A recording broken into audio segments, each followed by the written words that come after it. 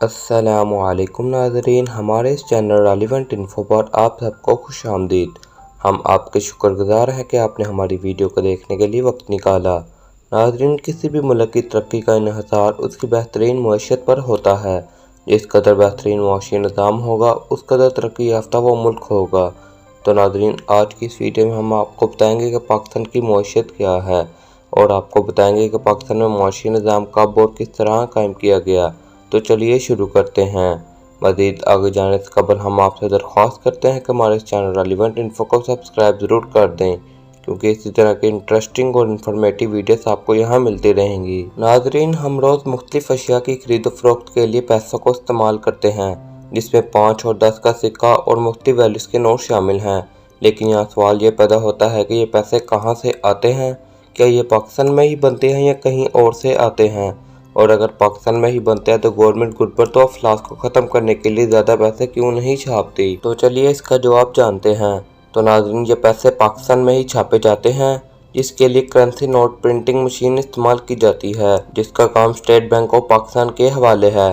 ناظرین، جب پاکستان وجود میں آیا تو اس کے پاس کوئی نوٹ پرنٹنگ مشین نہ تھی، لیکن 2 سال بعد کراچی میں اس کی فیکٹری قائم کی گئی۔ ناظرین، ہمارا اگلا سوال یہ ہے کہ اگر پاکستان کے پاس اپنی نوٹ پرنٹنگ مشین موجود ہے تو پھر پاکستان اتنے پیسے کیوں نہیں چھاپتا کہ اپنے ملک کا قرضہ اتار سکے اور اپنے ملک کی غربت کو ختم کر سکے؟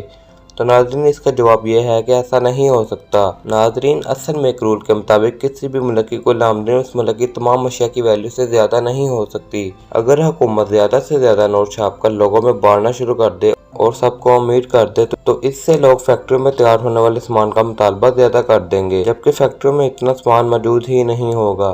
لہذا فیکٹریاں سامان کا مطالبہ زیادہ ہونے کی وجہ سے قیمتوں میں اضافہ کر دیں گی، جس سے مہنگائی میں اضافہ ہوگا، جو کہ مزید غربت کا سبب بنے گا۔ تو لہذا پیسوں کی مقدار بڑھانے کا صرف یہی طریقہ ہے کہ اشیاء کی تعداد بڑھائی جائے، نہ کہ نوٹوں کی۔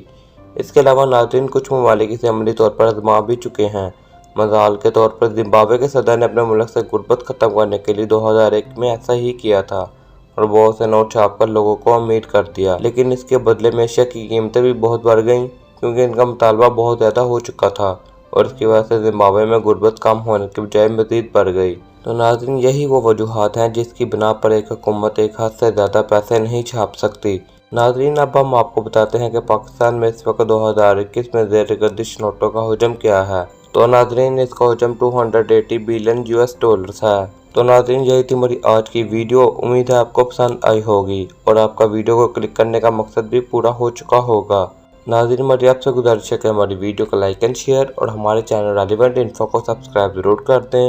نیکسٹ ویڈیو تک ہمیں دیجیے اجازت۔ شکریہ، خدا حافظ۔